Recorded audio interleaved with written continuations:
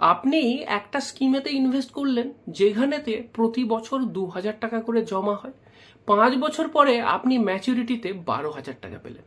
অন্য আরেকটা স্কিমেতে ইনভেস্ট করলেন যেখানে ওই একই প্রতি বছর 2,000 টাকা, 5 বছর পরে 13,000 টাকা ম্যাচুরিটি পেলেন।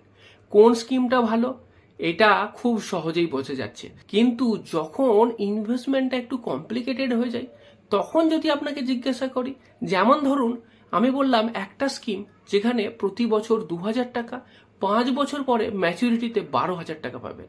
অন্য একটা স্কিম যেখানে প্রতি বছর 3,000 টাকা ইনভেস্ট করবেন, 4 বছর পরে 14,000 টাকা পাবেন। এইবার বলুন তো কোন স্কিমটা ভালো? এক্ষেত্রে কিন্তু খুব সহজেতে হিসেব হবে না। এক্ষেত্রে আমাকে যেটা করতে হবে সেটা আমাকে IRR বের করতে হবে, ইন্টারনাল রেট অফ রিটার্ন। প্রথম স্কিমটাতে আমি ক্যালকুলেট করে পেলাম IRR 6.14%, আর দ্বিতীয় স্কিমটাতে আমি ক্যালকুলেশন করে পেলাম IRR 6.26%। সুতরাং যখনই এরপর দুটো স্কিমের তুলনা করবেন সবসময় হিসেব করে দেখবেন যে এর IRR কত হলো। IRR ক্যালকুলেশন করলে আপনার খুব হিসেব করতে সুবিধে হবে বা সিদ্ধান্ত নিতে সুবিধে হবে যে সেই স্কিমটাতে আপনি ইনভেস্ট করবেন কিনা।